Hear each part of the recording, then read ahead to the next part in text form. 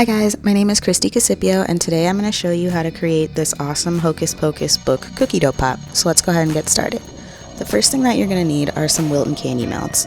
I like to use Wilton because they're most readily available, but you can use any candy melts you want. As you can see, I mixed the blue and the red together to create this really dark purple color. Before pouring the chocolate into my mold, I also added about 2 tablespoons of shortening to make sure that the chocolate was really viscous and that it would flow really well and not get stuck and get chunky and really weird on me.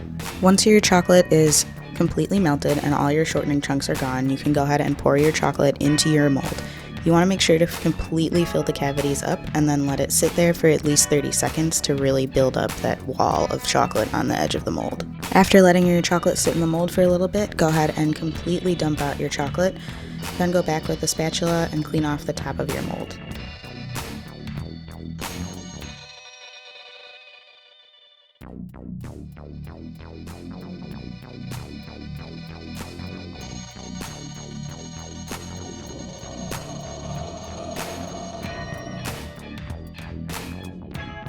Once you've cleaned off your workspace and the top of your mold, go ahead and flip your mold upside down so that the open cavities are on the table itself. This will help to make sure that the chocolate doesn't pool in one spot, and then if there is excess chocolate, it will drip out of your mold. You want to make sure to let your mold sit upside down for at least 30 seconds to 1 minute to make sure that all the excess chocolate really drains out of the cavities. Flip your mold back over and clean off any spots where your sticks will go. Then insert your popsicle sticks and add a little bit more chocolate at the base of the stick on the inside of your pop. This will make sure that the edge is a little bit thicker at the base because when you try to remove it from the mold, you don't want it to break. Fill your cookie dough pop with whatever cookie dough or cake pop mix that you'd like. I'm filling mine with a peanut butter cookie dough, pretzel chunks, and some caramel. While you're filling the cavities, make sure to be very conscious about how much you're putting in. Overfilling them will not look very nice because once you try to put chocolate on the top, you're going to get pieces of your filling that are coming out through your chocolate as you're trying to scrape it clean and make it perfectly flat. You might have leaks. Your cake pop or cookie dough pop might break after you try to remove it from the mold because your chocolate layer isn't thick enough, so really be careful about how much you put in. Once you're satisfied with the amount of filling that you've added to your pops, go ahead and add a little bit more of the coating chocolate to the top to fill up the rest of the cavity. Then go back with your offset spatula and clean off all the excess. Place your cookie dough pops in the fridge for at least 3 to 4 hours to completely set up before removing them from the mold. After your cookie dough pops have set up, go ahead and remove them from your mold very carefully.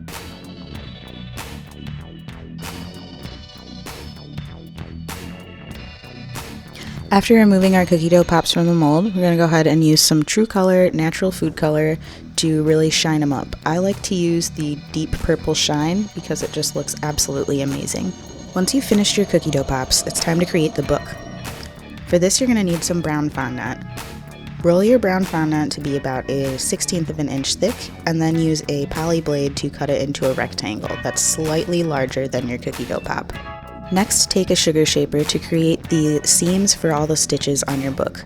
Make sure that while you're doing the seams, you look at a reference photo because you want to make sure that you leave enough space for the snakes in the corners and also for the eyeball.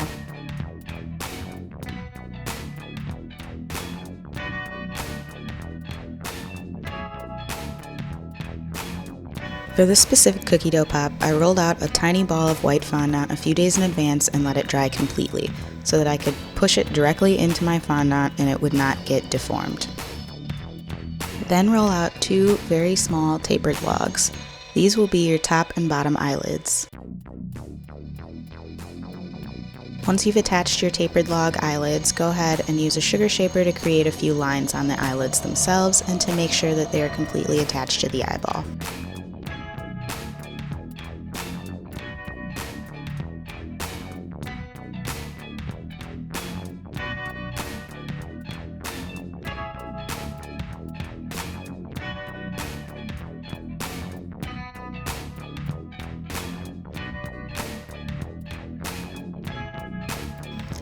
Next, we're going to work on the spine of the book, and for that you're going to need some gray fondant. You want to roll it very, very thin because you don't need it to be very thick. Then go ahead and use a poly blade to cut out a very thin and small, long rectangle. You want to make sure that your rectangle is just slightly shorter in length than your actual book.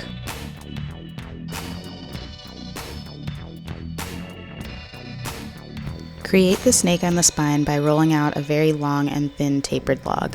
You want it to be about the same length as your spine. Make sure that while you're rolling out your tapered log, that your head actually stays bigger than your tail section. Once you have your snake as long as you want it to be, go ahead and use your thumb and your forefinger to pinch the head into a triangle shape. Then use stylus glue to attach the snake. I find it easiest to put the snake in a straight line and then use your thumb and forefingers as well as a Dresden tool to push the snake one way or the other.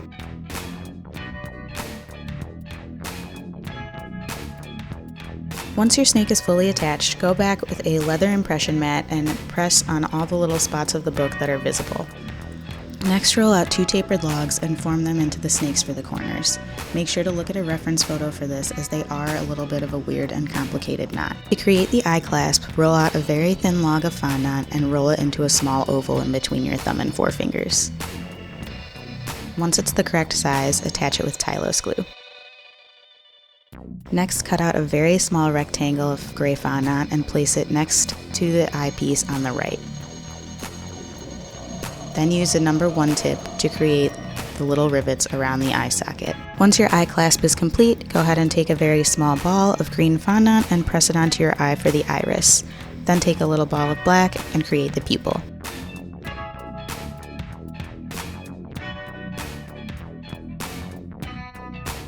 Once you've finished attaching the snakes and the eye clasp, go ahead and take a little bit of brown color and dust in the seams.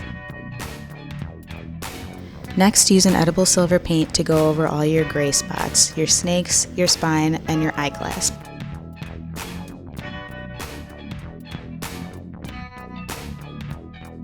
Once you've finished dusting and painting, go ahead and take a bag of gold royal icing and pipe very small stitches along the seams of your book that you created.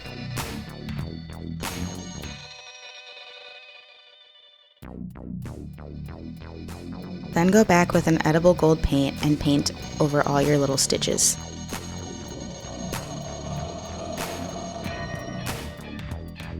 If you think it needs it, create a little bit more shading with the brown food coloring.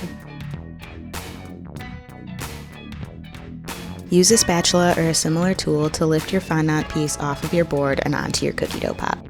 And that's it, guys. Thank you so much for watching, and I hope you enjoyed my tutorial.